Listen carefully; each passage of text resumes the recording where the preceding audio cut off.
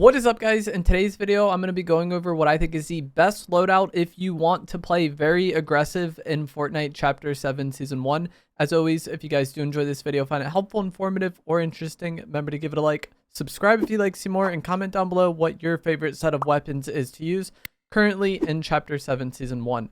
So, recently, or a few weeks ago, Fortnite buffed the SMGs, and they're actually quite good now. And if you want to play aggressive, and I mean like very aggressive, the first kind of change that you would see in this loadout compared to like the most regular one and the most common one is going to be replacing the deadeye AR with either the Flex SMG or the Holo Rush SMG. So I have several videos on my channel using the Holo Rush SMG. So in the gameplay of this one, I'm mostly going to be using the Flex.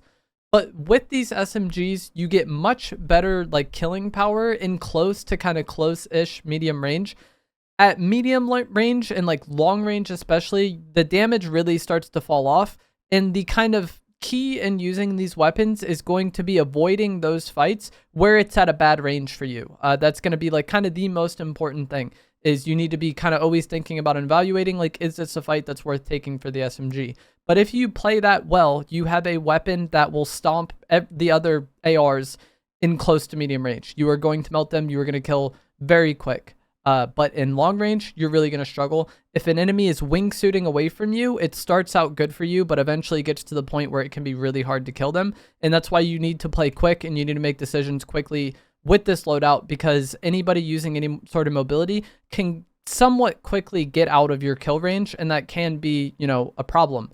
Another problem is going to come when you're playing fights around cover, even if it is an ideal range for you. If you're kind of like 50 meters away from an enemy, it's not super far, but it's not super close either. You're playing like a rock, they're playing a rock, and both of you are peeking and showing very little. In those situations, the deadeye is also going to have a pretty big advantage, I think, because of the first person sight, which makes it, you know, perfectly accurate at those ranges. The scoped weapons, I feel like, always just make themselves a lot easier to play around cover and peek around cover. It's easier to kind of show very little of yourself, and it's also easy to like pick opponents' heads off if they're using cover and only showing well. So those like stalemate fights you really want to avoid, and obviously long range fights you want to avoid. But as I've touched on a few times, the killing power these weapons have in close range is very, very good. And typically the way fights go in Fortnite, or, you know, most games, is that like if a fight is happening in close to medium range, you can maybe use mobility to escape it. But that's usually a fight that's happening, right? Like that fight is happening, both people just have to fight. Or if one player doesn't defend themselves, they'll probably lose. If somebody's like 100, 150 meters away trying to shoot at you with the deadeye, sure, your SMG sucks at that range. But that's usually a fight that you can just choose to not take part in. So it is like a pretty big weakness. And there's certain situations where these SMGs are much worse than the deadeye. A lot of the fights, or not a lot of the fights, but like some of the fights where the SMGs are at an extreme disadvantage, it's like kind of a fight you have to opt into. So if you play smart with your movement and you play smart with your decisions, these SMGs are very good, and you're going to dish out a lot of damage very quickly. As far as shotguns go, you would think that like if you're going to play very aggressive, the twin hammer shotguns would be the choice, because, you know, this shotgun excels at just getting up in the enemy's face, dishing out damage. You have a very high fire rate, and that is true, and you can use the twin hammers, and that's completely fine.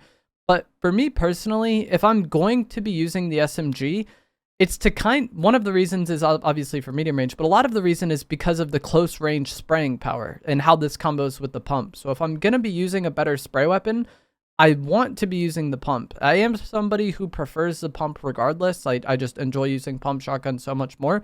But I feel like a lot of the benefit of using an SMG is that it makes the pump a lot deadlier in close range. And going from pump to SMG is a combo that will compete much better with the dual shotguns than pump and deadeye AR. So that's just me personally. If I was going to use the twin hammer shotguns, then I would want to use the deadeye with it. That way I can have a better long range weapon, because I don't need my spray weapon to complement my shotgun.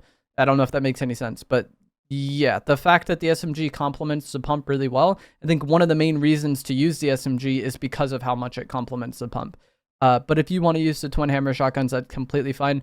Both are very good. So those are your two weapons. I think you also definitely want to run double mobility for this setup, and ideally I would want to run 2 sets of shockwaves, because shockwaves are a really good mobility item for playing aggressive, It's a really good mobility item for pushing enemies. It's a really good item for resetting fights or getting away from fights. And this allows you to address pretty much all of the problems that you will have with the SMG's range. If it's a fight that's too far away from you, you can maybe shockwave onto the enemy or shockwave to a piece of cover, and then from that piece of cover onto them to kind of not take part in the long range fight. Like, you can make those long range fights close range fights, and you can use your mobility to do that, which is something that you're really going to want to do. Or you could just use your mobility to completely leave the fight, because as I said, those longer range fights where the SMG sucks, you can decide to not take part in them typically, and shockwaves are going to be a mobility item that allows you to do that. I don't really like running the wingsuit with this. Like, I don't like the wingsuit as much in general, so I would always want to run double shockwaves given the option. But again, you want to use your mobility as much as possible to make fights within the range where your SMG excels. And the wingsuit is like an okay traveling around the map mobility item, but it's not the greatest fighting mobility item. And since your weapon has a clear weakness versus the other kind of like main meta option, the deadeye, I think you want as much of this like fighting mobility to force fights into a range that you excel at. And sometimes that might mean jumping on an enemy and just like a straight up 50-50 fight, right? Like, which is typically something you don't want to do because these fights are kind of coin flip. However, that 50-50 fight might be better than a fight where the deadeye just destroys the SMG, right? If the choice is incredibly close range 50-50, or, you know, 80-100 meters away, you're behind cover, the enemy's behind cover, and you're just chipping shots, that 50-50 is probably actually better odds for you. And this doesn't mean that you need to just jump on everybody brainlessly, but there's certain times where what would be a 50-50 is actually better for you because it's much better than the alternative. And then also, you having this SMG and having this better spray weapon means you probably have a better close range fighting setup than the person you're pushing anyway. So while it is a 50-50, you kind of have an advantage there because you have the better loadout for that. And as I said, you're avoiding the weakness. So using mobility is going to be the key to like the setup actually. And that's why I think having double shockwaves is just very important. And then for heals, this is something that will typically come down to preference and what you have access to. You know, if you have one big pot or a chug jug, you'd rather have the chug jug. If you have a chug with 50 in it or 3 big pots, obviously you'd rather have the 3 big pots. But for this setup, there is a mobility item in the loot pool that complements it perfectly, and that is going to be the Flowberry Fizz, because the Flowberry Fizz will give you the low gravity jump, which is going to be very helpful in close range fights, because not only will you have a, you know, weapon advantage in those close range fights, you'll also have a movement advantage in those close range fights, making it even easier for you to win them and making it even less of a 50-50. But this will also allow you to get more distance on your shockwaves, which is going to be really helpful when it comes to getting out of those problem areas. If you identify a fight as just a stalemate that isn't going anywhere, you could shockwave out of there and reset the fight. And that works, but also being able to flow shockwave out of there and go even further off that single shockwave will allow you to kind of conserve shockwaves throughout the course of the game and get more distance if you do want to push somebody who's further away, or you do want to chase somebody who's like wingsuited away out of your range maybe. And so I think the Flowberry Fizz or the Flowberry Mist, if you find enough of them, I feel like the Mist is pretty hard to find, so finding a full stack is not common. But if you find a Flowberry Fizz, I think that is the ideal healing item to have for this setup. If I don't find a Fizz, sure, I'm happy to have big pots. I'm happy to have a chug jug. Just kind of is what it is at that point.